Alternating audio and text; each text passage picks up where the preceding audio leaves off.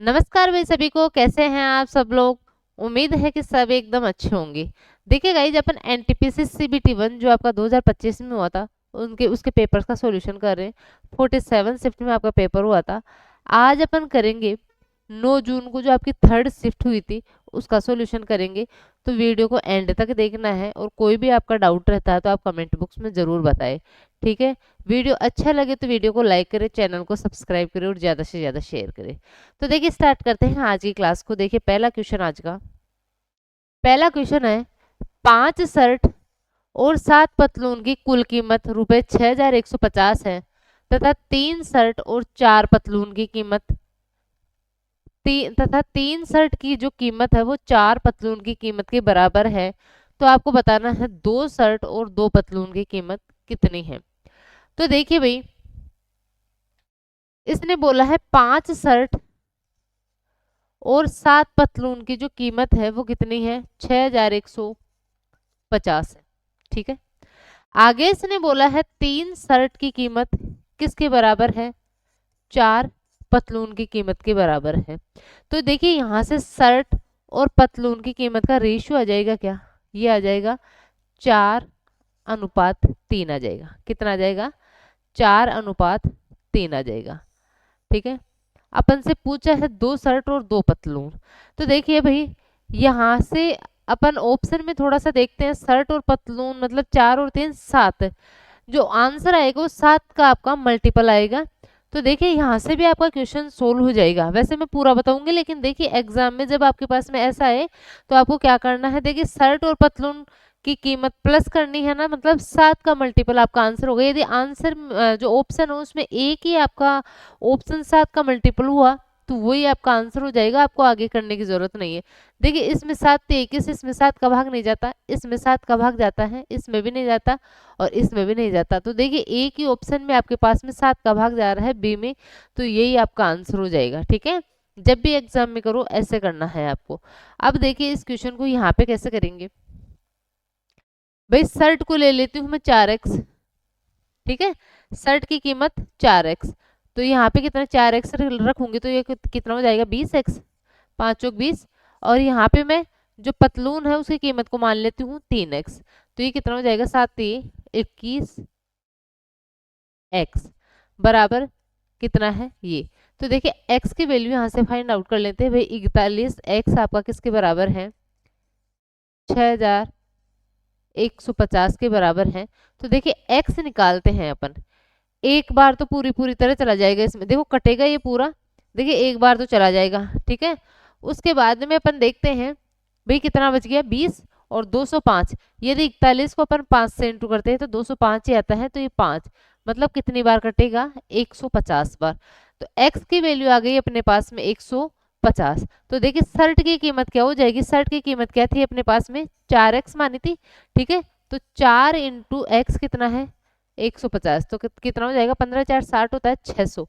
एक शर्ट की कीमत आ गई अपने पास में 600। और एक पतलून की कीमत कितनी आ जाएगी अपने पास में भी, 3x थी, तो 3 × 150 आपका कितना हो जाएगा, 15 × 45 450 हो जाएगा। ठीक है। इसने अपन से पूछा है 2 शर्ट और 2 पतलून की कीमत। एक शर्ट की कीमत 600, तो 2 की कितनी हो जाएगी, 1200। ठीक है।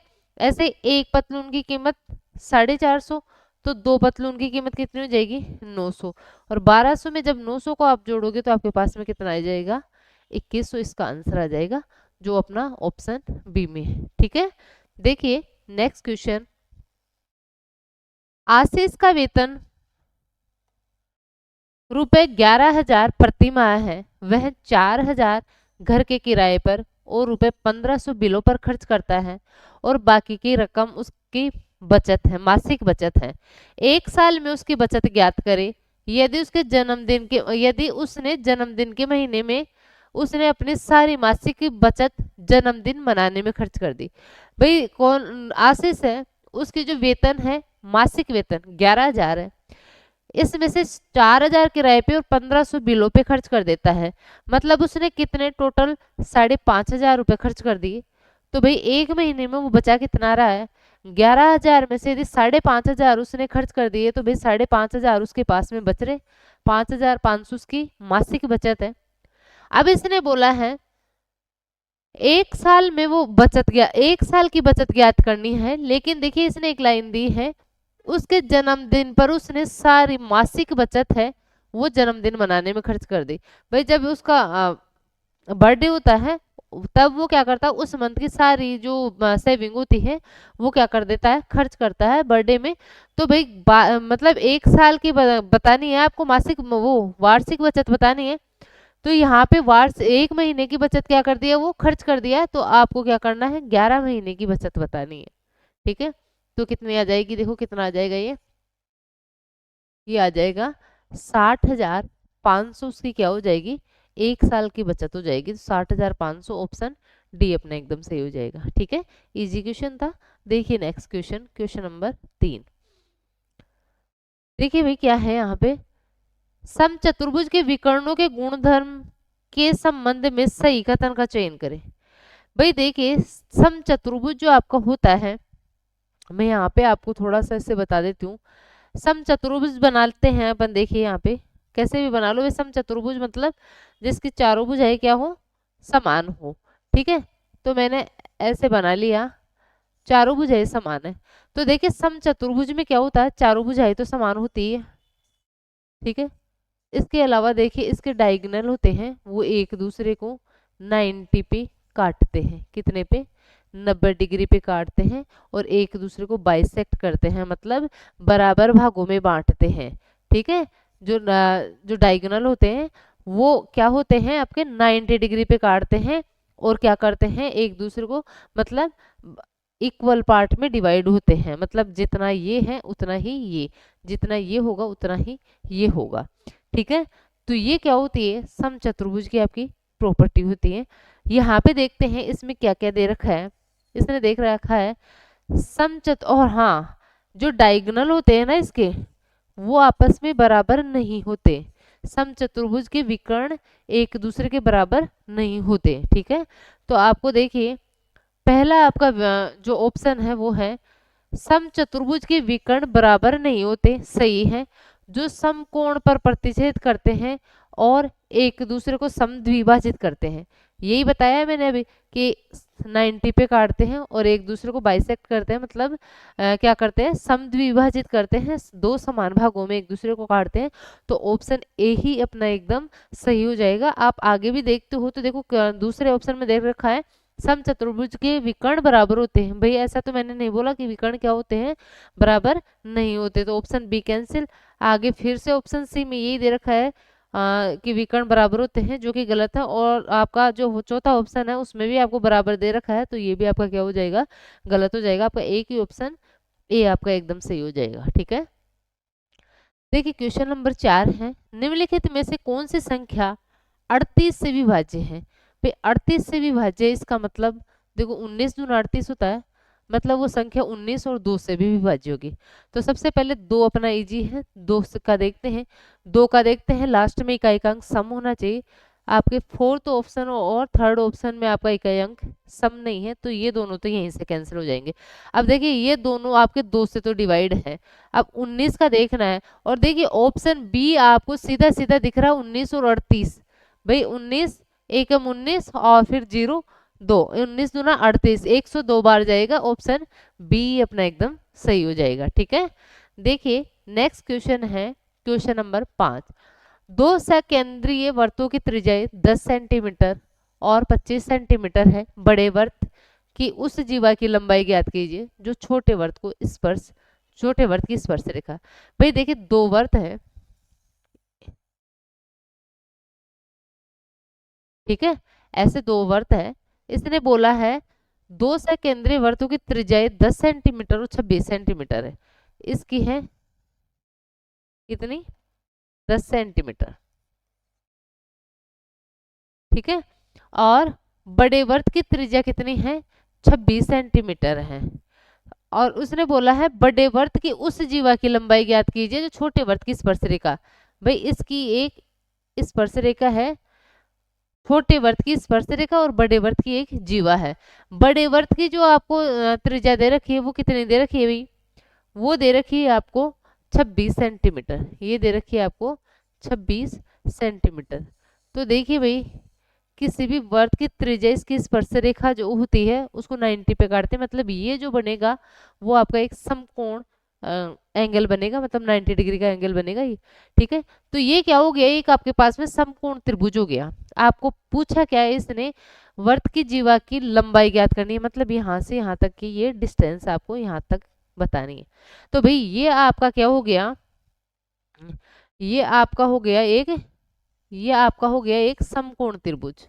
ठीक है, 10 26, इससे कुछ पता चल रहा है क्या आपका, भाई इन दोनों को काटते हैं तो 5 और 13 आता है, और अपन को पता है कि 5 12 और 13 का क्या बनता है, एक ट्रिपलेट बनता है। तो देखिए इसका दुगुना करते हैं तो 10, इसका दुगुना करते हैं तो 26, अब इसका भी दुगुना कर दो, कितना हो जाएगा 24।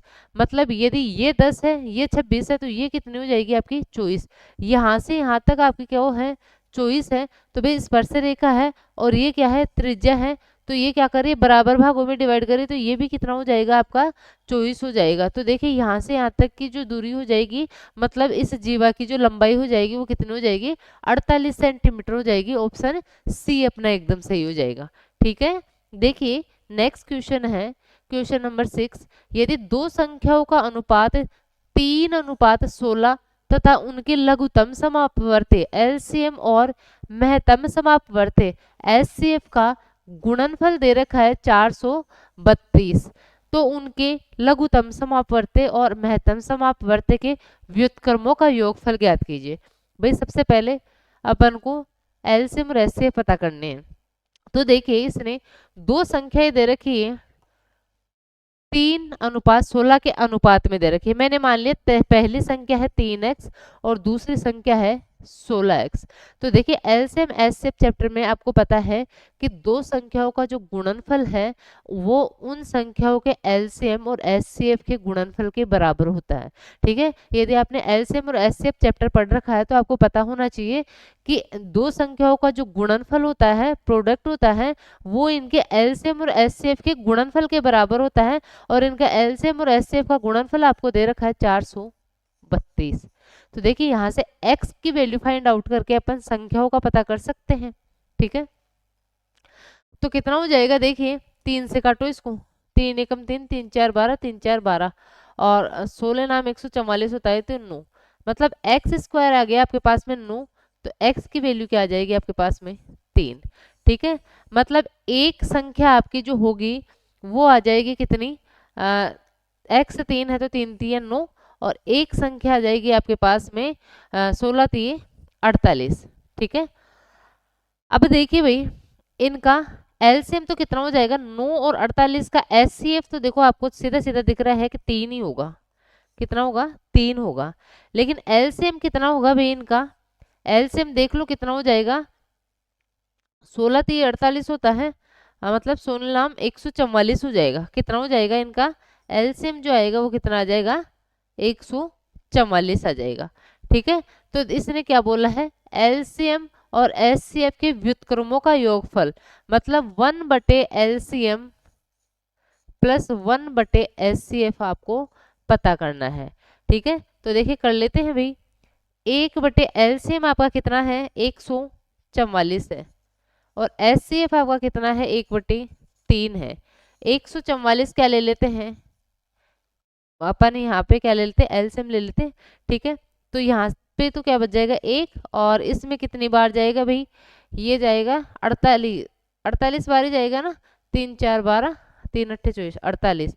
तो कितना आ जाएगा अपना आंसर 49/144 आपका क्या आ जाएगा आंसर आ जाएगा इसका, कितना आ जाएगा 49/144। ऑप्शन डी अपना एकदम सही हो जाएगा। ठीक है, देखिए नेक्स्ट क्वेश्चन है, एक वाटर गीजर का खुदरा मूल्य रुपए 11,300 है। यदि निर्माता को 5%, थोक विक्रेता को 10% और खुदरा विक्रेता को 15% का लाभ होता है, तो वाटर गीजर का क्रय मूल्य ज्ञात करें। 2 दशमलव स्थानों तक पूर्णांकित करें। नोट, में बताया है निर्माता थोक विक्रेता को बेचता है, थोक विक्रेता खुदरा विक्रेता को बेचता है और खुदरा विक्रेता ग्राहक को बेचता है। भाई देखिए एक वाटर गीजर है, खुदरा मूल्य उसका कितना है, 11,300 है। ठीक है, जो निर्माण कर रहा है इसको वो उसको 5% के लाभ पे बेचता है, फिर जो थोक विक्रेता है 10% के लाभ पे बेचता है, और जो खुदरा विक्रेता है उसको 15% के लाभ पे बेचता है। तो खुदरा मूल्य मतलब जो खुदरा विक्रेता है वो उसको कितने में बेचा है, 11,300 में बेचा है। तो देखिए मैं मान लेती हूँ कि जो वाटर गीजर है उसका जो क्रय मूल्य है वो एक्स है। ठीक है, उसका क्रय मूल्य क्या है, एक्स है, मतलब जब वो निर्माता के पास है तो एक्स है, मतलब उसका जो मूल्य है वो एक्स है। अब वो उसको 5% के लाभ पे बेचता है, तो मतलब एक्स का 5% का लाभ मतलब एक्स के 105% में बेचेगा।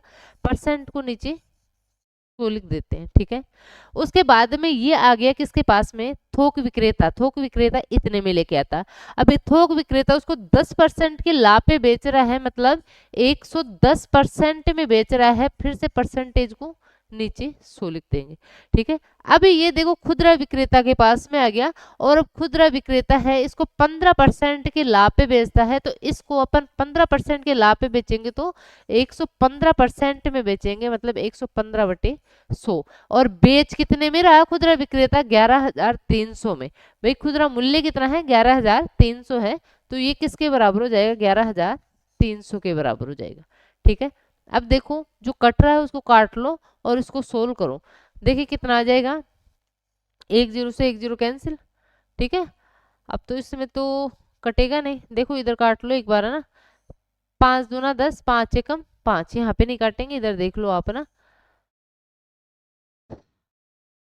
ये आप चलो इधर से भी काट लेते हैं ना, यहाँ पे काटते हैं 5 दूना 10। ठीक है, 5 से काटते हैं 23 बार, 5 से इसको काटते हैं कितने बार, 20 बार। ठीक है, अब कटेगा क्या ये, अब नहीं कटेगा भाई ये तो। ठीक है, ठीक है, ये नहीं कटेगा, अब किसी से भी नहीं कटेगा, है ना। तो अब क्या करते हैं भाई, इसको इधर लेके जाएंगे, 2 दूना 4 और 3 जीरो है, 3 जीरो है और 2 जीरो यहाँ से है, 4 से इसको इंटू करो, 4 तिये 12, हासिल में 1, 4 एकम 4 5 और ये 4, इतना हो गया। इसमें अपन को भाग लगाना है। देखिए पहले 23 और 21 को इंटू करते हैं तो कितना हो जाएगा, 21 3 63, 6, 21 दूना 42, 42 और 6 48। ठीक है, इसको यदि 11 से इंटू करते हैं, इसको यदि 11 से इंटू करते हैं तो देखिए 3 8 और 3 11, हासिल में 8 4 12 और 1 13 और ये 5, इसका अपन को भाग देना है। ठीक है, तो देखिए इसमें भाग देते हैं, तो देखिए इधर देखते हैं अपने पास में 8 आ रहा है, 10 आ रहा है, 6 आ रहा है, 9।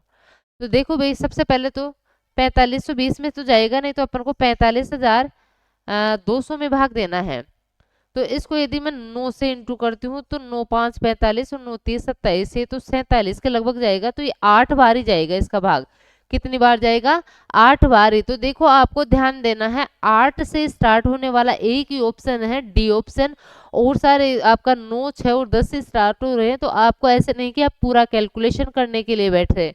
ठीक है, यहीं से अपना क्वेश्चन सोल्व हो गया, क्योंकि इसकी पहली डिजिट ही मिल गई अपन को, तो पहली डिजिट 8 से शुरू होगी, तो इसका यही आंसर आ जाएगा। ठीक है, आप करके भी देख सकते हैं भाई, घर पे आप करके देख सकते हैं, लेकिन एग्जाम में देखो आपके पास आपको जो पहला अंक है वो 8 मिल गया, तो यहीं तक आपको क्वेश्चन को सोल्व करना है। ठीक है, देखिए नेक्स्ट क्वेश्चन करते हैं। रुपए 1680 की धनराशि 4% वार्षिक साधारण ब्याज की दर से कितने समय में 2100 हो जाएगी। भाई 1680 4% वार्षिक साधारण ब्याज की दर से 2100 हो रही है, तो आपको ब्याज कितना मिल रहा है, ब्याज कितना मिल रहा है भाई, 1680 है, उससे 2100 पे गए आप, तो कितना हो जाएगा आपका, 320 रुपए आपको ब्याज के मिल रहे हैं क्या, 320 रुपए आपके ब्याज के मिल रहे हैं। तो सिंपल अपना ऐसा इक्वल टू PRT/100 वाले फॉर्मूले से कर लेते हैं। क्या होता है, जो आपका साधारण ब्याज होता है, यहाँ पे कितना है साधारण ब्याज, 320, साधारण ब्याज बराबर होता है मूलधन, मूलधन कितना है 1680 इंटू दर, दर कितनी है 4, और समय आपको पता करना है बटे में 100। ठीक है, इससे अपन सोल्व कर लेंगे, इजीली अपना क्वेश्चन सोल्व हो जाएगा। देखिए इस जीरो से ये जीरो कैंसिल। ठीक है, 32 से कटता है क्या ये, 4 दूना 8 और 4 ते 12, 168। देखो 4 से काटो, 4 अठे 32, 4 4 16 और 4 दूना 8। ठीक है, फिर इसको 4 से काटते हैं तो ये कितना आ जाएगा, 4 दूना 8 20। फिर इसको 4 से काटते हैं 10 और ये कितना आ जाएगा, 21 आ जाएगा। तो देखिए अपन को क्या करना पड़ेगा भाई, 100 में 21 का भाग देना पड़ेगा। ठीक है, तो कितना आएगा, 21 4 84। गलती कर रहे हैं क्या कहीं पे अपन, 2100 है, सॉरी। देखो घटाने में थोड़ी सी गलती हो गई, यहाँ पे जो आएगा वो 420 आएगा, 320 नहीं 420 आएगा। ठीक है, कितना आएगा, 420 आपका आएगा। तो देखिए दोबारा से इस क्वेश्चन को करते हैं, कितना आ रहा है, 420 आपको साधारण ब्याज मिल रहा है, मूलधन कितना है 1680, दर है 4%, समय आपको पता करना है, नीचे आएगा आपका 100। ठीक है, अब सोल्व कर लेते हैं। देखिए 0 से 0 कैंसिल। ठीक है, ये 4 से जाएगा, 4 एकम 4, 4 5 20, 4 से 4 4 16, 4 दूना 8, 7 से देखो दोनों कटेंगे, 7 वो 7 एकम 7, 7 5 35 और ये 7 6 42। ठीक है, 3 से और काटो इसको, 3 5 15 और 3 दूना 6। ठीक है, 2 से इसको काट लेते हैं, 2 5 10। तो आज 25 में किसका भाग दोगे आप, 4 का भाग दोगे, तो आपके पास में क्या आ जाएगा, टाइम आ जाएगा। देखिए कितना आ जाएगा, 4 6 24 होता है। ठीक है, तो आपके पास में 4 दूना 8, 6.25 वर्ष आपके पास में क्या आ जाएगा, समय आ जाएगा 6.25 वर्ष। ऑप्शन ए अपना एकदम सही हो जाएगा। ठीक है, देखिए नेक्स्ट क्वेश्चन है, 2 पुरुष या 9 महिलाएं किसी काम को 14 दिन में पूरा कर सकते हैं। 2 पुरुष 9 दिनों तक काम करते हैं और फिर काम छोड़ देते हैं। शेष काम को 9 दिनों में पूरा करने के लिए कितनी महिलाओं की आवश्यकता होगी। भाई देखो कैसे करेंगे इस क्वेश्चन को, 2 मैन है या फिर 2 वुमन या फिर नो वुमन। यदि 2 मैन किसी काम को 14 दिन तक करते हैं तो उस काम को पूरा कर देते हैं। इसके बजाय यदि 9 महिलाएं लगती हैं और वो कितने दिन तक, वो 14 दिन तक काम करती है तो वो काम होता है। भाई कोई काम है 14 दिन में करना है, उसमें या तो 2 पुरुष लगा दो तो वो दोनों उस काम को कर देंगे, या उनकी बजाय आप 9 महिलाएं लगाते हो तो वो उस काम को करेंगे। ठीक है, या आता है जब भी तो बराबर में लेते हैं। अभी यहाँ से मैन और वुमन की का रेशियो आ जाएगा, कैपेसिटी का रेशियो, मैन और वुमन की कैपेसिटी का रेशियो कितना आ जाएगा, 9/2। मतलब यदि एक आदमी एक दिन में 9 काम कर सकता है तो एक औरत एक दिन में कितने काम कर सकती है, 2 काम कर सकती है। तो देखिए अपन को क्या पता करना है, टोटल वर्क पहले निकालेंगे। टोटल वर्क या तो इससे निकाल लो या इससे निकाल लो, दोनों से निकाल लो, दोनों से आपका सेम आएगा। भाई यहाँ पे क्या करना पड़ेगा, मैन की जगह 9 रखना पड़ेगा और यहाँ पे क्या करना पड़ेगा, वुमन की जगह 2 रखना पड़ेगा। तो देखिए टोटल वर्क जो अपने पास में आएगा वो कितना आएगा, 9 इंटू 2 इंटू 14। ठीक है, कितना आ जाएगा, ये आ जाएगा आपके पास में 9 दूना 18, 18 4 72, 7 18 एकम 18 और 7 कितना हो जाएगा आपका 25।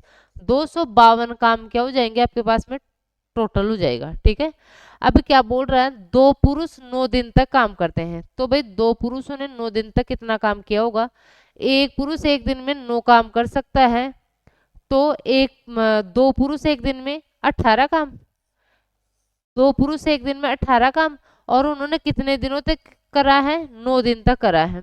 तो ये आ जाएगा भाई 9 आदमियों ने कितना काम किया होगा 9 दिन में, इतना काम किया होगा, 18 नाम 162 होता है, तो 162 काम को इन 2 पुरुषों ने 9 दिन में कर दिया। शेष कितना काम बच गया, शेष काम देखो कितना बच गया भाई, यहाँ से इसको माइनस करेंगे तो ये 0, ये आ जाएगा आपका 9, 90 काम बच गया। अब इस 90 काम को जो शेष काम है उसको 9 दिनों में पूरा करने के लिए कितनी महिलाओं की आवश्यकता होगी। मैं मान लेती हूँ एक्स वुमेन की आवश्यकता होगी। ये यदि 9 दिनों तक काम करती है तो काम कितना पूरा काम 90 हो जाए करेगी। ठीक है, भाई इन एक्स वुमन को 9 दिनों में 90 काम करना है, ठीक है। तो एक्स मान लिया मैंने वुमन की संख्या। अब देखिए एक्स इंटू डब्ल्यू की जगह तो क्या रखना है आपको, कैपेसिटी कितनी, एक वुमन की कैपेसिटी 2 है, तो एक्स वुमन की कैपेसिटी एक्स इंटू 2 और इंटू 9 बराबर 90। कितना आ जाएगा आपका 10 और 2 5 10। मतलब इस शेष बचे हुए काम को करने में कितनी महिलाओं की जरूरत पड़ेगी, 5 महिलाओं की जरूरत पड़ेगी, ठीक है। कौन सा ऑप्शन, ऑप्शन बी अपना एकदम सही हो जाएगा, ठीक है। देखिए भाई नेक्स्ट क्वेश्चन है अपना, क्वेश्चन नंबर 10 है। अपनी सामान्य चाल की 2/5 चाल से चलने पर अभिजीत अपने कार्यालय 48 मिनट की देरी से पहुंचता है। अपने घर और कार्यालय के बीच की दूरी तय करने में उसे सामान्यतः कितना समय लगता है।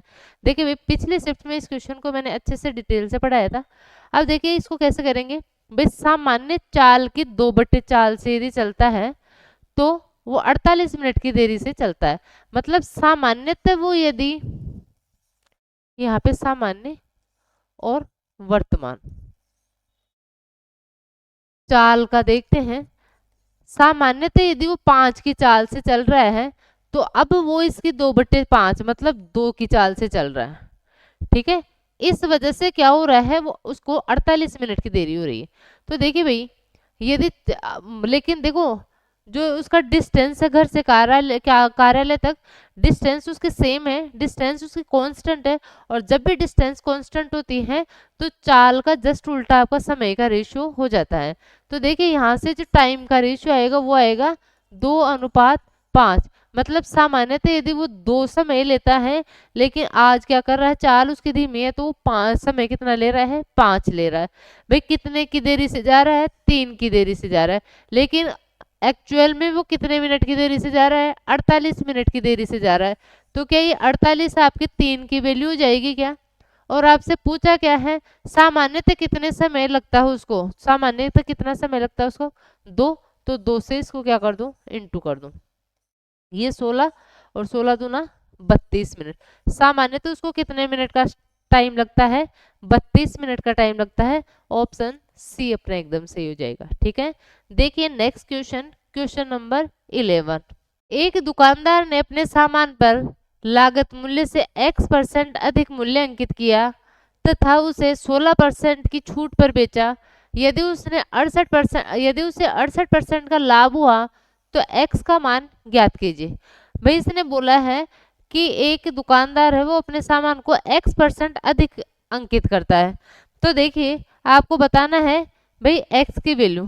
तो देखिए सीधा सीधा मैंने बता रखा है कि क्रय मूल्य और अंकित मूल्य का जो अनुपात है वो बराबर होता है 100 माइनस डी डिस्काउंट बटे 100 प्लस पी के।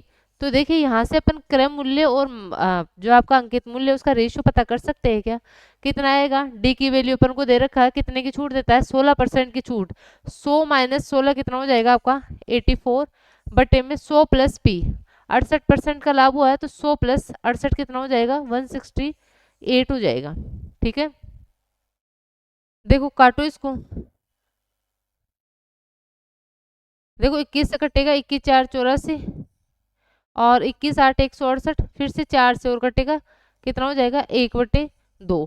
मतलब क्रय मूल्य यदि 1 था तो अंकित मूल्य कितना कर रहा है 2 कर रहा है। वह कितना परसेंट, भाई ये सीधा सीधा दुगुना है इसका, मतलब 100% उसका क्या कर रहा है अंकित मूल्य बढ़ा रहा है। तो कितना आ जाएगा, x की वैल्यू कितनी आ जाएगी आपकी 100%, मतलब 100 आ जाएगी, ठीक है। कितना परसेंट, भाई यहाँ पे देखो कितना बढ़ा रहा है, 1 बढ़ा रहा है, किससे 1 से, इंटू परसेंटेज में चेंज करते हैं 100%। तो कितना बढ़ा रहा है 100% ही तो बढ़ा रहा है ना। तो आपका क्या आ जाएगा 100, इसका आंसर आ जाएगा। इजी क्वेश्चन है। देखिए नेक्स्ट क्वेश्चन, क्वेश्चन 12 है। एक म्यूजिक सेट की मूल कीमत रुपए 8000 है, उसकी कीमत में 12% की कमी की गई और फिर 20% की वृद्धि की गई। इसकी नई कीमत ज्ञात कीजिए। भाई देखिए 8000 उसकी मूल कीमत है, इस कीमत में क्या कर रहे हैं, पहले 12% की कमी कर रहे हैं, मतलब कितनी हो जाएगी, इसका 88% हो जाएगा। 88% मतलब 88/100। फिर इस कीमत में क्या कर रहे हैं 20% की वृद्धि कर रहे हैं, मतलब 120%। और 120% को अपन 6/5 लिखते हैं, ठीक है। कर लो, देखो 16 इसको 2 0 से 2 0 कैंसिल, 5 से काटते हो ये 16 बार, ठीक है। यूनिट प्लेस भी सब जगह 8 है, तो आप क्या करो 16 से 96, 96 को अपन करते हैं 8 से इंटू, 96 को पहले करते हैं अपन 8 से इंटू, तो देखिए कितना हो जाएगा 8 6 48, 4 8 9 72 और 4 आपका 76। अब इसको करेंगे अपन किससे 11 से, तो देखिए कितना आएगा 8 8 6 14, 7 6 13 और 1 14 और ये 8, कितना आ जाएगा 8448 आपके पास में क्या आ जाएगा, इसका आंसर आ जाएगा ऑप्शन सी अपना एकदम सही हो जाएगा। ठीक है, देखिए नेक्स्ट क्वेश्चन, क्वेश्चन नंबर 13 है, यदि x प्लस वाई बराबर 10 तथा x और y का गुणनफल 16 है तो x की पावर 4 प्लस वाई की पावर 4 का मान ज्ञात कीजिए। भाई देखिए इस क्वेश्चन को या तो देखो फॉर्मूला से कर लो या वैल्यू पुटिंग से भी ऐसे क्वेश्चन को कर सकते हैं, क्योंकि जो संख्याएं है वो अपने पास में बहुत छोटी है। भाई x प्लस वाई आपका दे रखा है 10 और एक्स वाई आपको दे रखा है कितना 16, तो अपन को सीधा सीधा पता चल रहा है कि 8 और 2 को यदि अपन जोड़ते हैं तो 10 आता है और 8 और 2 को इंटू करते हैं तो 16 आता है। तो ऐसे ऐसे क्वेश्चन को यदि आप वैल्यू पुटिंग से कर लेते हो तो बहुत इजीली आप ऐसे क्वेश्चन को सोल्व कर लोगे। ठीक है, भाई आपको संख्या बहुत छोटी छोटी दे रखी है, तो यहाँ पे देखिए x की वैल्यू कितनी है 8 और y की वैल्यू कितनी है 2 है। तो 8 का देखो क्यूब तक का तो पता रहता है सबको कितना होता है 512, एक बार और इंटू कर लेते हैं किससे 8 से, तो देखिए कितना हो जाएगा आपका 8 दूना 16 और 8 एकम 8 और 1 9 8 5 40, 40 क्षण में आपका क्या होता हो जाएगा 8 की पावर 4। ठीक है, और प्लस में क्या कर दोगे आप y की पावर 4 मतलब 2 की पावर 4 कितना हो जाएगा 16, तो 6 6 12, 11 हासिल में 1 चला जाएगा और ये कितना हो जाएगा आपका 4, कितना आ जाएगा भाई 4112 इसका क्या आ जाएगा आंसर आ जाएगा। ठीक है, ये तो है वैल्यू पुटिंग से। ठीक है, यदि आप वैसे इसको सोल्व करना चाहिए तो देखो कैसे करोगे इस क्वेश्चन को सोल्व आप, भाई x की पावर 4 पे जाना है तो सबसे पहले यहाँ पे स्क्वायर करना पड़ेगा, फिर उसका स्क्वायर करेंगे तब अपन x की पावर 4 पे जाएंगे, मतलब पावर 1 से पावर 4 पे जाएंगे। तो सबसे पहले देखिए मैं इसका स्क्वायर करती हूँ, x प्लस 1 का, x प्लस वाई का जो होल स्क्वायर होता है वो किसके बराबर होता है x square plus y square plus 2x y. तो देखिए यहाँ से अपन x square plus y square की वैल्यू फाइंड आउट करेंगे पहले, x प्लस वाई 10, 10 का स्क्वायर कितना हो जाएगा 100। ठीक है, और वो इधर आके इसमें माइनस हो जाएगा 2xy, एक्स वाई कितना दे रखा आपको 16, तो 16 दूना 32, इसमें से क्या हो जाएगा आपका माइनस हो जाएगा, ये क्या है आपका x का स्क्वायर प्लस y का स्क्वायर। तो देखिए एक्स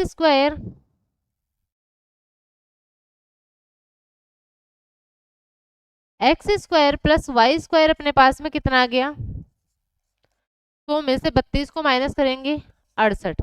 अब देखिए पावर 4 पे जाना है, एक बार स्क्वायर और कर दो, तो देखिए ये स्क्वायर करेंगे तो यहाँ तो आ जाएगा अपने पास में x की पावर 4 प्लस वाई की power 4 plus 2 x square y square बराबर में 68 का स्क्वायर। देखिए 68 का स्क्वायर करो भाई कितना हो जाएगा आपका 18 का स्क्वायर 324, ये 24 आएगा और फिर आपका 43 46 कितना आएगा 46, 24 इसका क्या आ जाएगा 68 का स्क्वायर आ जाएगा।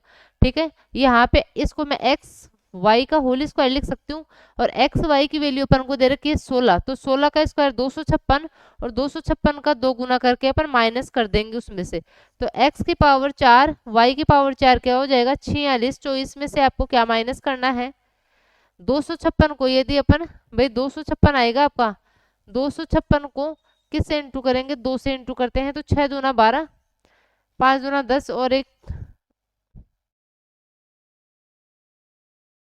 11। ठीक है, तो कितना आ जाएगा 512 आ जाएगा, ये इसमें से माइनस करते हैं तो देखिए 14 में से मतलब 4 में से 2 जाएगा तो 2। ठीक है, 4 में से 2 जाएगा तो कितना आएगा आपका ये आएगा 2, फिर आपका देखिए 2 में से 1 आ जाएगा, फिर आपका 1 आएगा और फिर आपका कितना आ जाएगा आपका ये 4 है तो कितना आ जाएगा 4112 आपका यहाँ से भी आ जाएगा। ठीक है, तो जब भी ऐसा क्वेश्चन आता है देखो ऐसे सिंपली आप बेसिक से करोगे तो ये पूरा प्रोसेस आपको फॉलो करना पड़ेगा। ठीक है, और जब भी आपके पास में जो संख्या है वो छोटी छोटी आई तो आप वैल्यू पुटिंग से इसको करोगे तो ज्यादा बेस्ट रहेगा। ठीक है, ऑप्शन बी अपना एकदम सही हो जाएगा। देखिए नेक्स्ट क्वेश्चन है आपका, क्वेश्चन नंबर 14 है, y x प्लस 3 के अनुक्रमानुपाती है। x बराबर 1 होने पर y बराबर 8 होता है। x बराबर 2 होने पर y का मान ज्ञात कीजिए। देखिए भाई कैसे करेंगे इस क्वेश्चन को अपन, इसने बोला है y अनुक्रमानुपाती है किसके, x प्लस 3 के। तो देखिए अपन को पता है इसको हटाएंगे तो कोई वेरिएबल अपन को माननी पड़ेगी, तो मैंने मान लिया y बराबर है k इंटू एक्स प्लस 3 के। अब देखिए इसने कंडीशन दी है x 1 होने पर y 8 है, मतलब y आपका 8 है और x कितना है आपका 1 है, तो 1 प्लस 3 कितना हो जाएगा 4, तो ये आ जाएगा 4 के। तो यहाँ से k की वैल्यू अपने पास में कितनी आ गई, 2 आ गई। k कितना आ गया, 2 आ गया। अब देखिए इसने क्या बोला है x बराबर 2 होने पर y का मान। अब फिर से आप इसमें क्या कर दो, आप k की वैल्यू भी अपने पास में आ गई, x की वैल्यू दी हुई है और y अपन निकाल लेंगे। तो देखिए इसमें क्या करेंगे, y बराबर हो जाएगा k की वैल्यू कितनी आई 2 और x अपन को दिया है 2, 2 प्लस 3, तो y की वैल्यू देखो कितनी आ जाएगी, 3 2 5, 5 दूना 10 अपने पास में क्या आ जाएगी, y की वैल्यू आ जाएगी। ठीक है, कौन सा ऑप्शन, ऑप्शन बी अपना एकदम सही हो जाएगा। देखिए भाई नेक्स्ट क्वेश्चन इसका, क्वेश्चन 15 है, द्विघात समीकरण 3x square plus 2x plus 5 बराबर 0 के मूलों की प्रकृति निर्धारित कीजिए। भाई देखिए मूलों की प्रकृति कैसे निर्धारित करते हैं, भाई अपन को पता है बी स्क्वायर माइनस 4ac बराबर 0 होता है। ठीक है, सॉरी बराबर बी स्क्वायर माइनस 4ac बराबर आपका क्या हो, 0 हो, तो इस केस में क्या होता है आपके जो मूल होते हैं वो क्या होते हैं, बराबर होते हैं। क्या होते हैं, मूल होते हैं वो क्या होते हैं, बराबर होते हैं या फिर समान होते हैं, मूल बराबर होते हैं। इसके अलावा यदि B square minus 4ac is greater than 0 हो तो मूल क्या होते हैं आपके, वास्तविक होते हैं, वास्तविक होते हैं। ठीक है, वास्तविक होते हैं। और यदि बराबर भी हो, और यदि बराबर भी हो तो उस केस में क्या होता है, वास्तविक और बराबर दोनों कंडीशन लगेगी। ठीक है, वास्तविक और समान है। एक तीसरी कंडीशन बनती है यदि B square minus 4ac is less than आपका क्या हो, 0 हो, यहाँ पे 0 आएगा, यहाँ 0 हो। ठीक है, B square minus 4ac is less than आपका 0 हो तो आपका क्या हो जाएगा, इस केस में जो आपके मूल होंगे वो काल्पनिक होंगे। क्या होंगे, मूल काल्पनिक या इमेजिनरी होंगे। ठीक है, तो ये 3 कंडीशन आपको ध्यान रखनी है। यदि बी स्क्वायर माइनस 4ac बराबर 0 है तो मूल बराबर है, B square minus 4ac is greater than 0 है तो मूल वास्तविक है, और B square minus 4ac is less than है तो मूल क्या हो जाएंगे, लेस देन 0 है तो मूल आपके काल्पनिक हो जाएंगे।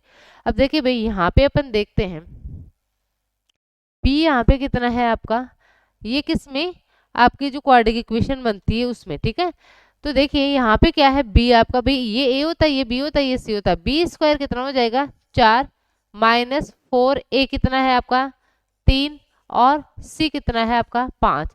सोल्व करते हैं तो 5 चौक 20, 20 30 60। आपको दिख रहा है कि क्या कितना क्या आ रहा है, माइनस का 56 आ रहा है, मतलब संख्या आपके माइनस में आ रही है, और माइनस लेस देन 0 होता है या माइनस में आता है तो क्या होता है आपका मूल काल्पनिक होते हैं। तो ऑप्शन डी अपना एकदम सही हो जाएगा।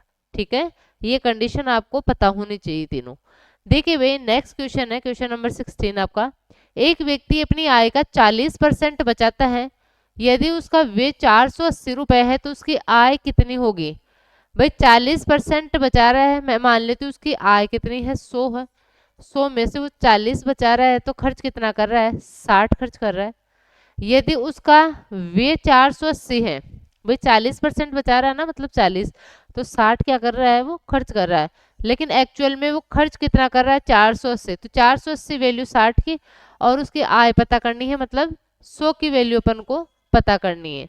तो देखिए सोल्व कर लेते हैं, 6 8 48 होता है, तो कितना आ जाएगी उसकी आय कितनी हो जाएगी, 800 रुपये उसकी क्या हो जाएगी, आय आ जाएगी। ठीक है, ऑप्शन बी अपना एकदम सही हो जाएगा, बिल्कुल इजी क्वेश्चन था।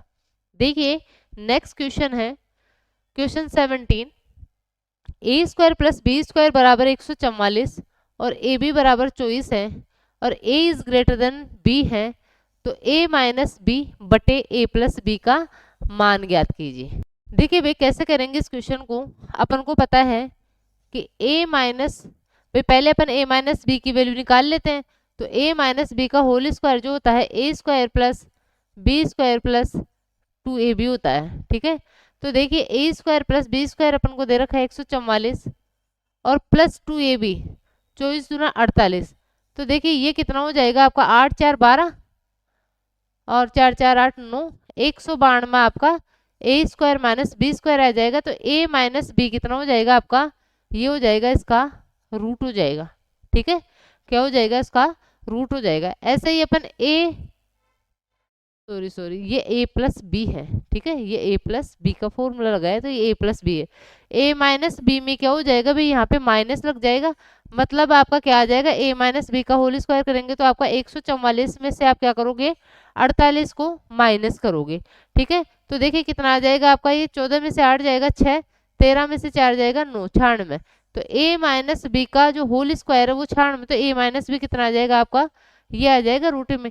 आपको पूछा क्या है, a माइनस बी बटे a plus B, a minus B कितना है, रूट में है कितना 96 और ये भी रूट में है कितना 192।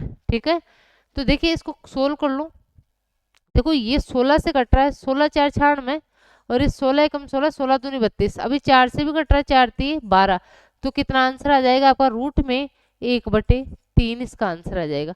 ठीक है, सिंपली आप ये फॉर्मूले सबको याद होते तो इन फॉर्मूलों का यूज करके भी इस क्वेश्चन को कर सकते हो। ठीक है, देखिए नेक्स्ट क्वेश्चन है आपका क्वेश्चन नंबर 18, ए किसी कार्य को 57 घंटे में पूरा कर सकता है, बी और सी मिलकर उसे 28 घंटे में पूरा कर सकते हैं, जबकि ए और सी मिलकर उसको 19 घंटे में पूरा कर सकते हैं, बी अकेले इस काम को पूरा करने में कितना समय घंटे में लेगा। देखिए भाई करते हैं पहले इस क्वेश्चन को, एक ले रहा है कितने, ए इस काम को कर रहा है कितने घंटे में, 57 घंटे में। ठीक है, बी और सी जब मिल जाते हैं तो इस काम को कितनी देर में कर सकते हैं, 28 घंटे में, और आपका ए और सी जब मिलते हैं तो इस काम को कितनी देर में करेंगे, 19 घंटे में कर देंगे। ठीक है, सबसे पहले अपन क्या लेते हैं, टोटल वर्क निकालते हैं इन सबका एलसीएम लेके, तो देखिए भाई एलसीएम कितना हो जाएगा भाई, 19 तो आपका 57 में आ जाएगा। ठीक है, तो 57 इंटू 28 इसका क्या आएगा, एलसीएम आएगा, क्या आएगा 57 इंटू 28 इसका एलसीएम आएगा। ठीक है, अब देखो यदि 57 का भाग, ए की एफिशिएंसी पता करेंगे तो 57 का भाग देंगे तो ए की एफिशिएंसी 28, बी प्लस सी की एफिशिएंसी कितनी आ जाएगी 57 और ए प्लस सी की एफिशिएंसी कितनी आ जाएगी भाई 19 थी 57 और 28 थी 84, मतलब 84 आ जाएगी किसकी, ए और सी की एफिशिएंसी। देखिए अपन को बी अकेले इसको इस कार्य को पूरा करने में कितना समय लेता है, तो अपन को बी की एफिशिएंसी चाहिए। कैसे पता करेंगे, यहाँ से पहले देखिए अपन को ए की पता है तो अपन सी की पता कर सकते हैं क्या, दोनों की 84 है, ए की अकेले की 28 है, तो भाई सी की कितनी हो जाएगी, 84 में से आप क्या कर दोगे 28 को माइनस कर दोगे। ठीक है, 84 में से आप 28 को जब माइनस करते हैं तो देखिए आपके पास में आता है 6 और 7 में 56, 56 तो क्या आ जाएगी आपके पास में सी की एफिशिएंसी आ जाएगी। तो देखिए बी और सी की एफिशिएंसी दोनों की 57 है और सी की अकेले की 56 है आपकी एफिशिएंसी, तो बताइए भाई बी की एफिशिएंसी कितनी आ गई 1, भाई सी की अकेले की 56 है और इन दोनों की बी और सी की 57 है, तो बी की एफिशिएंसी कितनी है 1, मतलब जो बी है वो 1 घंटे में एक ही काम कर रहा है, तो भाई बोला है बी अकेले इस काम को पूरा कितने दिन में करेगा, कितने घंटे में करेगा, तो देखिए भाई टोटल काम ये है, बी 1 घंटे में एक काम कर रहा है तो इस काम को करने में कितना टाइम लगा देगा इतना टाइम लगा देगा, इतने घंटे का समय लगेगा। मतलब 57 को आपको 28 से इंटू करते हो तो देखिए यूनिट डिजिट सब जगह अलग अलग है, 8 7 56, तो ये कितना आ जाएगा आपका 6, जिसमें यूनिट डिजिट होगी 1596 घंटे में क्या करेगा बी उस काम को करेगा। तो देखिए भाई मैंने यहाँ पे कैलकुलेट नहीं किया, ऑप्शन अपने अलग अलग हैं, तो देखो कैलकुलेशन करने की भी जरूरत नहीं थी, यूनिट डिजिट से अपना आंसर आ रहा है। ठीक है, देखिए क्वेश्चन नंबर 19 है, प्रेक्षण 87 56 79 81 11 53 94 45 32 99 और 98 की माध्यिका ज्ञात कीजिए। माध्यिका क्या होती है, दिए गए डेटा को असेंडिंग ऑर्डर में लिखते हैं और यदि जो संख्या है वो आपके पास में विषम है, नंबर ऑफ संख्या है आपके पास में विषम है, तो बिल्कुल बीच वाली जो संख्या है वो आपकी माध्यिका हो जाएगी, और नंबर ऑफ संख्या है आपके पास में क्या है सम है, तो बीच वाले दो को जोड़ के क्या कर दो, दो का भाग लगा दो। तो सबसे पहले संख्याओं को गिनो, 1 2 3 4 5 6 7 8 9 10 11 है, 11 है मतलब बिल्कुल बीच में जो संख्या आएगी वही आपकी माध्यिका हो जाएगी। तो 11 में बीच में कौन सी आ जाएगी भी, छठे नंबर की संख्या होगी वो आपकी बिल्कुल बीच में आएगी। तो असेंडिंग ऑर्डर में मतलब बढ़ते हुए क्रम में आप छठे नंबर की संख्या देखो, देखो सबसे छोटी संख्या यहाँ पे कौन सी दिख रही है आपको 11, फिर आपके पास में दूसरी संख्या कौन सी है 11 से बड़ी आपकी, भाई आपकी 32 है, 32 है, फिर आपकी आ रही है कितनी 45 है 45, ठीक है, फिर है 53, ठीक है, कितनी हो गई 4, पांचवी संख्या 53 से जस्ट बड़ी आपको 56 दिख रही है, ठीक है, तो ये हो जाएगी 56, और 56 से जस्ट बड़ी आपको कौन सी दिख रही है भाई, 6 की लाइन में तो कोई भी नहीं है, 7 की लाइन में आपके पास में है कौन सी 79, ठीक है, कौन सी है 79 है। तो अपन को देखो यहीं तक करना है क्योंकि अपन को छठी संख्या चाहिए, 1 2 3 4 5 6, छठी संख्या मिल गई अपन को 79, तो यही क्या हो जाएगा इसका, इसकी माध्यिका हो जाएगी, ऑप्शन डी अपना एकदम सही हो जाएगा। जब भी ऐसे क्वेश्चन को करोगे ऐसे ही करोगे, पहले संख्याओं को गिनो और फिर आपको वहीं तक वो संख्या लेनी है, पूरी संख्याओं को लिखने का कोई मतलब नहीं है। ठीक है, देखिए नेक्स्ट क्वेश्चन आपका क्वेश्चन नंबर 20 है, निम्नलिखित को सरलीकृत कीजिए। भाई देखो सिंप्लीफाई करना है, 9 4 36, यहाँ तो 4 आ जाएगा, इनटू में इन दोनों को जब अपन जोड़ते हैं तो कितना आ जाएगा, 4 और 2 6 और ये 8 प्लस 99, यूनिट डिजिट सबकी अलग अलग है तो क्या करो यूनिट डिजिट से ही कर लो, 6 4 24 और 9 में 4 जोड़ते हैं तो लास्ट में आएगा 3, तो ऑप्शन सी अपना एकदम सही हो जाएगा। ठीक है, ऐसे ही आपको एग्जाम में करना है। ठीक है, अपन एग्जाम ओरिएंटेड ही कर रहे हैं, ठीक है, अपन को पूरी कैलकुलेशन करने की जरूरत नहीं है, तो आपको ऐसे ही करना है एग्जाम में भी। देखिए क्वेश्चन नंबर 21 है आपका, 20 ड्यूल डेस्क और 12 कुर्सियां 79,600 में खरीदी गई, यदि एक ड्यूल डेस्क की औसत कीमत ₹3500 थी तो एक कुर्सी की औसत कीमत ज्ञात कीजिए। देखिए भाई कैसे करेंगे इस क्वेश्चन को, बोला है 20 ड्यूल डेस्क, 20 डेस्क है और 12 कुर्सियां, 12 चेयर है, इनकी जो टोटल आपको दे रखी है वैल्यू वो कितने दे रखी है, 79,600 दे रखी है। ठीक है, इतने में इनको खरीदी गई थी। यदि एक ड्यूल डेस्क की औसत कीमत 3500 थी, मतलब एक डेस्क है वो 3500 में खरीदी गई थी, टोटल कितनी डेस्क खरीदी है 20 खरीदी है, तो एक आपकी 3500 की है, तो भाई 20 कितने की हो जाएगी, 35 दूना 70, 70,000 की हो जाएगी, कितने की हो जाएगी 70,000 की। भाई एक डेस्क का मूल्य आपको दे रखा है 3500, तो 20 डेस्क का मूल्य हो जाएगा 70,000, तो भाई इसमें 79,600 में 70,000 की तो ओनली क्या है आपकी जो डेस्क है वो है, बाकी आपका जो खरीदी गई है उसमें क्या कुर्सियां खरीदी गई, बाकी कितने बचे आपके पास में 9,600, 9,600 में आपके पास में 12 कुर्सियां खरीदी गई है, तो आपको पूछा है एक कुर्सी की आपको कीमत पूछी है, तो 12 कुर्सियां 9600 में, तो एक कुर्सी कितने में 9600 में 12 का भाग दे दूं, ठीक है, कितना आ जाएगा 12 8 96 होता है, मतलब 800 क्या आ जाएगी, एक चेयर की कीमत आ जाएगी, कितने आ जाएगी 800 रुपए एक चेयर की कीमत आ जाएगी, ऑप्शन डी अपना एकदम सही हो जाएगा। ठीक है, देखिए नेक्स्ट क्वेश्चन है, एक कक्षा में दो सेक्शन ए और बी जिसमें क्रमशः 22 और 44 विद्यार्थी है। यदि सेक्शन ए के औसत वजन 40 केजी और सेक्शन बी का औसत वजन 34 केजी है तो पूरी कक्षा का औसत वजन ज्ञात कीजिए। भाई सिंपली अपन इसको वेटेड एवरेज से कर लेंगे। आपको क्या बोला है, ए और बी, इसमें जो विद्यार्थी हैं वो 22 और इसमें 44, इसमें जो विद्यार्थी है उनका औसत वजन है 40 केजी और इसमें जो विद्यार्थी है उनका औसत वजन है 34 केजी। वेटेड एवरेज से कैसे करते हैं, पूरी कक्षा का अपन को निकालना है। वेटेड एवरेज से कैसे करते हैं, सीधा सीधा रेशियो बनाते हैं, तो ये 1:2 का रेशियो बन रहा है।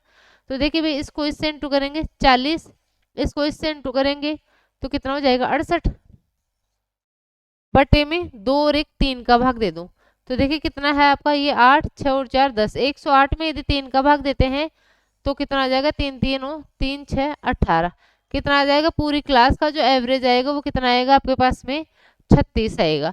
ठीक है, तो वेटेड एवरेज से ऐसे क्वेश्चन को आप इजीली सोल्व कर सकते हैं। 36 आपके क्लास का पूरी का एवरेज आ जाएगा। ठीक है, देखिए क्वेश्चन नंबर 23 है, एम का मान ज्ञात कीजिए।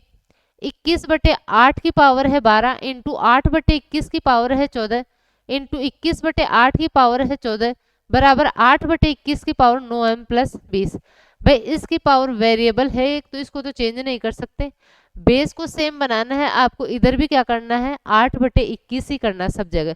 तो देखिए भाई जब भी अपन हर को क्या बनाते हैं, अंश और अंश को हर बनाते हैं, तो पावर का जो चिन्ह होता है वो चेंज हो जाता है। तो देखिए इसको 8/21 में बनाती हूँ तो ऊपर 12 है, ये क्या बन जाएगा माइनस का 12। ये ऑलरेडी आपका 8/21 है तो इसको एज इट इज ऐसे कैसे रहने दो, ये हो जाएगा। ठीक है, और इसको भी इंटू है,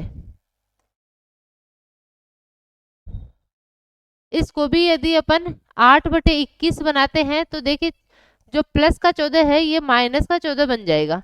ठीक है, और इधर आपको दे रखा है 8/21 की पावर 9m प्लस 20। ठीक है, बेस सेम है और इनटू में है तो पावर आपकी जुड़ जाएगी। तो इनको सबको जोड़ोगे तो देखो 14 से तो 14 आपको माइनस हो जाएगा, ये प्लस का ये माइनस का है। ठीक है, आपको क्या बच जाएगा यहाँ पे 8 की पावर 12, वो 8/21 की पावर कितनी है -12 और बराबर में ये कितना है 8/21 की पावर 9m प्लस 20।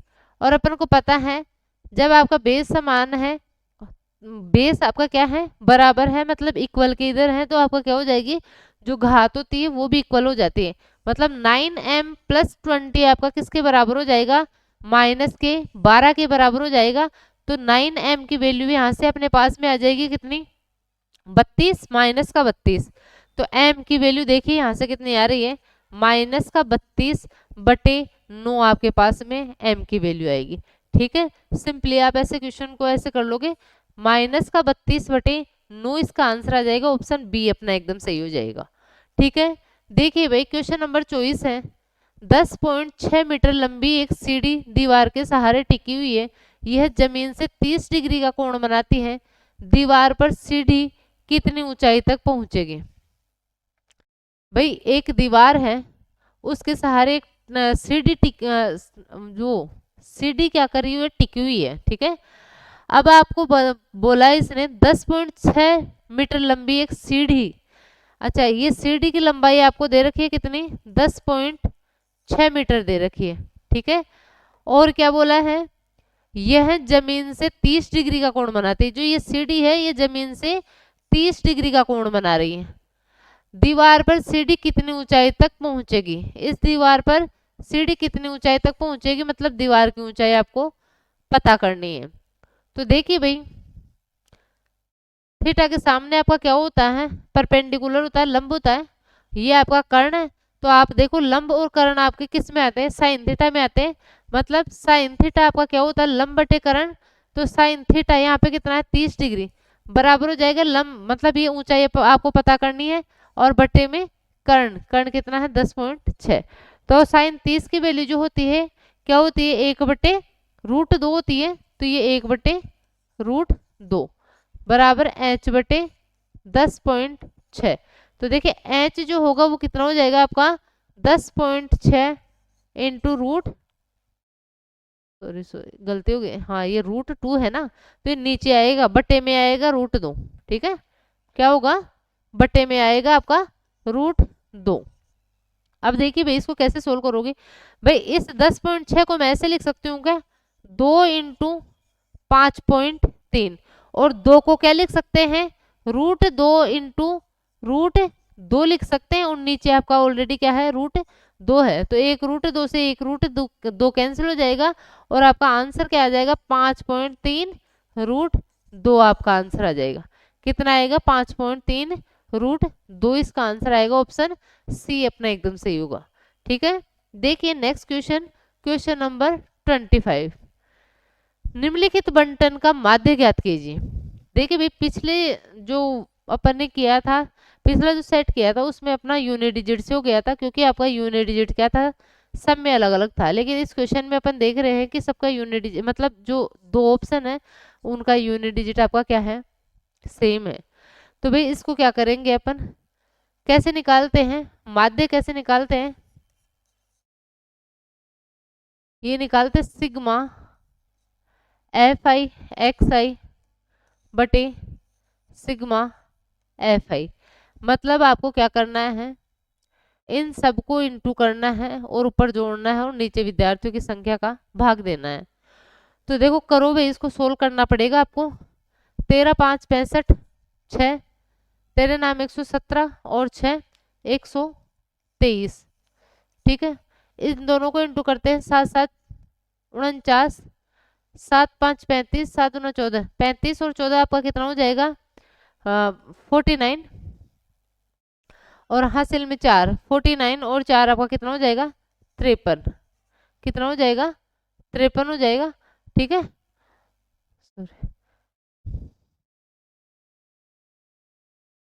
53 का लिखेंगे, 3 हासिल में जाएगा 5, 5 दूना 10 और 5 15। ठीक है, इन दोनों को इंटू करते हैं तो देखिए कितना आ जाएगा, लास्ट में 0, 8 9 72, 7 8 5 40 और 7 कितना हो जाएगा आपका 47। इन दोनों को जब इंटू करते हैं तो देखिए 8 एकम 8, 9 और 8 6 48, 48 और 9 आपका 57, हासिल में 5, 9 6 54 और 5 कितना हो जाएगा आपका 59 हो जाएगा। प्लस में 7 3 21, 7 3 21 और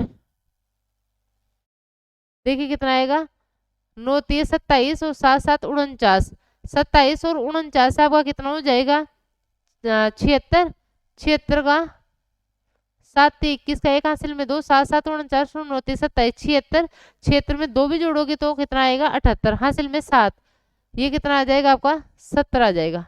ठीक है, तो सबसे पहले और नीचे क्या आएगा, इन सबको जोड़ लो भाई, कितना आ जाएगा आपका 7 5 12 8 20 3 23, 2 11 5 16 और 8 कितना हो जाएगा 24, 9 कितना आ जाएगा आपका 33 और 7 कितना हो जाएगा आपका 33 और 7 कितना हो जाएगा 40, तो ये आ जाएगा आपका 403।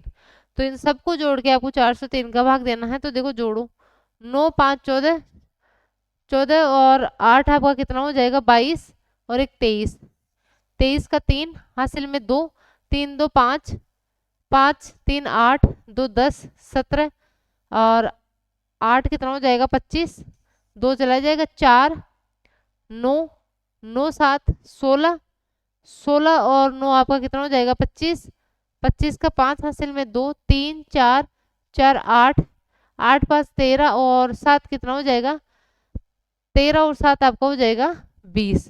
तो इसमें आपको भाग देना है किसका 403 का। देखिए यूनिट डिजिट आपके सेम आ रहे हैं, नहीं तो इसको अपन वो यूनिट डिजिट आपके दो ऑप्शन में बराबर आ रहे हैं, नहीं तो ऐसे क्वेश्चन को अपन यूनिट डिजिट से ही करते हैं। ठीक है, अब सोल्व करेंगे इसको। देखो 5 बार जा रहा है क्या, 5 3 15, 5 चौक 20। ठीक है, हाँ कितने बार जा रहा है 5 बार जा रहा है, तो 5 और लास्ट में अपन को पता है कि एक ही आएगा, क्योंकि भाई आपका देखो ये 3 है और नीचे भी 3 है, तो 3 और 3 का 3 में भाग दोगे तो 1 आएगा। ठीक है भाई, आप क्या करोगे, यहाँ पे देखो ऊपर ये है भाई 20, अभी इसको यूनिट डिजिट से, यूनिट डिजिट आपका एक ही जगह होता तो आप इसको कैसे करते, आप इसको करते भाई, आप ऑप्शन उठाते, मान लो ये 31 नहीं हो के 32 होता, तो आप ऑप्शन उठाते भाई 403 को किससे इंटू करूं कि मेरे पास में यूनिट डिजिट 3 आ जाए, तो आप किसको ऑप्शन ए को ही उठाते, 51 को उठाते, तभी तो आपके पास में 3 आता है ना। ठीक है, तो अपन को पहला मिल गया, पहला आपका 5 है तो लास्ट में आपका 1 आएगा, तो क्या इतना ही कर लो, या फिर आप इसको घटाओगे भाई, आगे करो तो कर लो, देखो कितना आएगा आपका, ये कितना आ जाएगा 4 और 3, 403 में 403 का भाग देते हो तो कितना आएगा 51 आएगा। ऑप्शन बी अपना एकदम सही हो जाएगा। ठीक है, जब यूनिट डिजिट आपके अलग अलग हो तो इसको यूनिट डिजिट से ही किया करो ऐसे क्वेश्चन को, और जब भी एग्जाम में ऐसा क्वेश्चन यदि आपके पास में ऐसे आ रहा है बीच में तो इसको पहले स्किप करो, जब लास्ट में आपके पास टाइम हो तब ऐसे क्वेश्चन को सोल्व करो। ठीक है, देखिए नेक्स्ट क्वेश्चन है आपका क्वेश्चन नंबर 26। पानी के एक घनाभागार टैंक की धारिता 70,000 लीटर है, यदि टैंक की लंबाई और गहराई क्रमशः 4 मीटर और 10 मीटर है तो इसकी चौड़ाई ज्ञात कीजिए। भाई देखो यहाँ पे लीटर है और यहाँ पे मीटर है, तो आपको पता होना चाहिए कि मीटर और लीटर में क्या रिलेशन होता है। तो देखिए 1 मीटर क्यूब होता है वो आपका 1000 लीटर के बराबर होता है। ठीक है, 1 मीटर क्यूब आपका कितने के बराबर होता है, 1000 लीटर के बराबर होता है।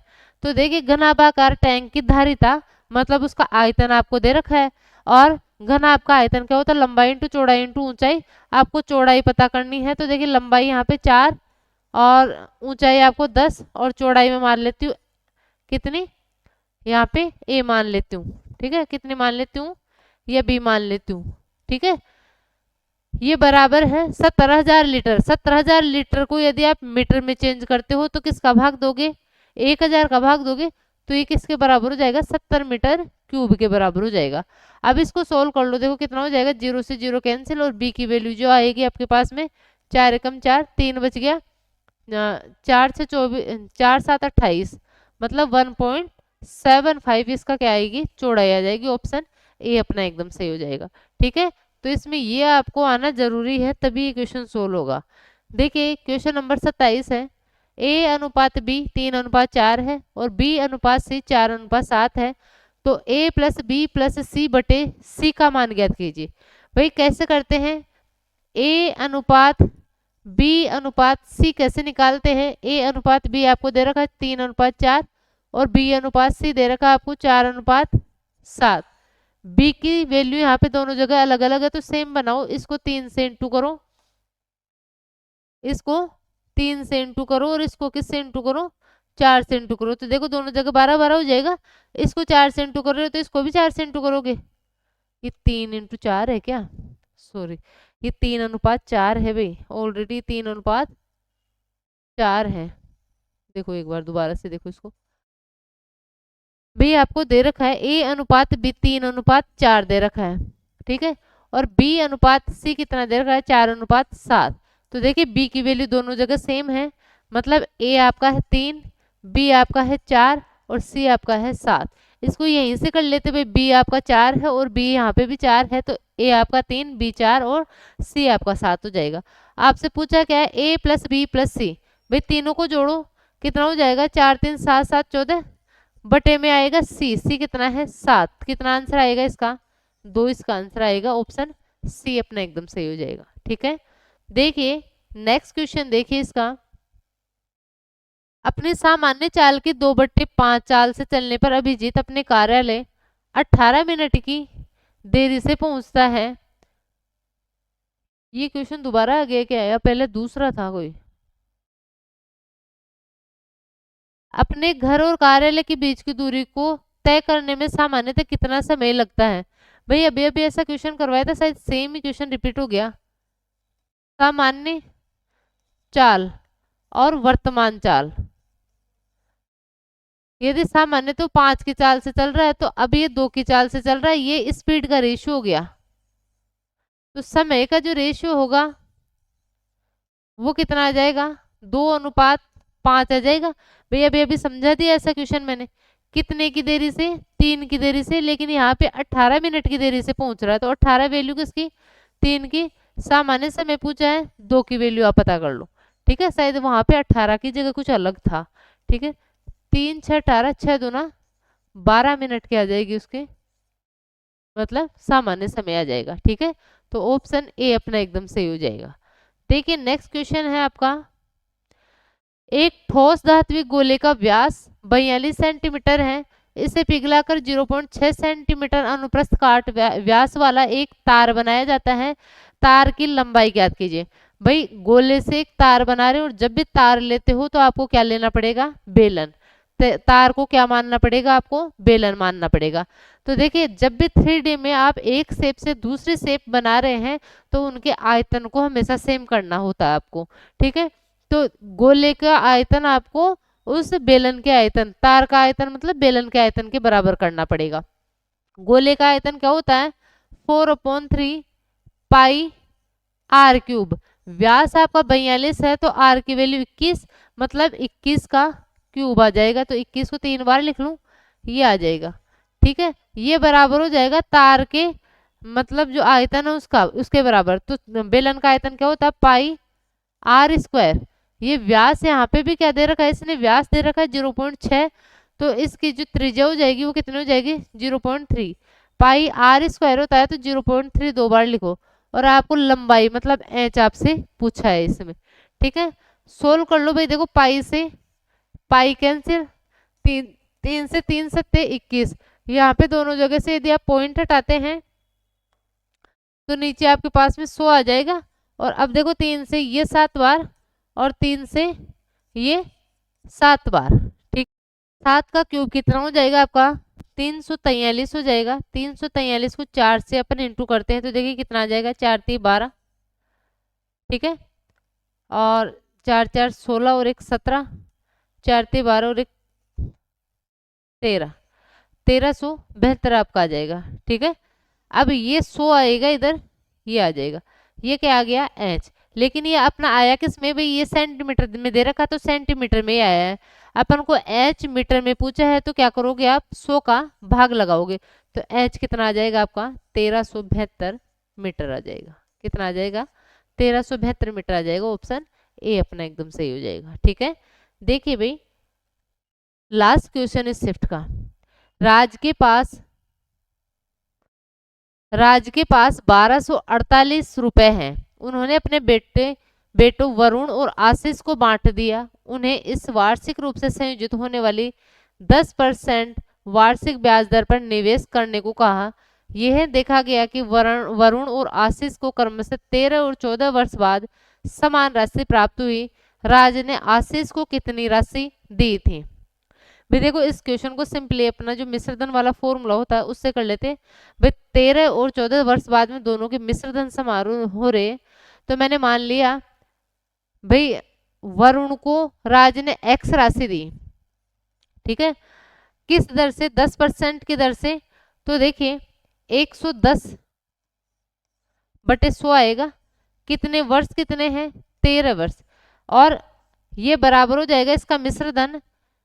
यदि दूसरा बेटा जो आशीष है उसको y धन राशि दी जाती है और दर उसकी भी समान है, लेकिन इसका जो मिश्रधन है वो 14 वर्ष बाद में इसके बराबर होता है। तो ये हो जाएगा, ठीक है। इसको सोल्व कर लो, देखो दोनों जगह 2 जीरो, ये 0 से 0 कैंसिल हो जाएगा।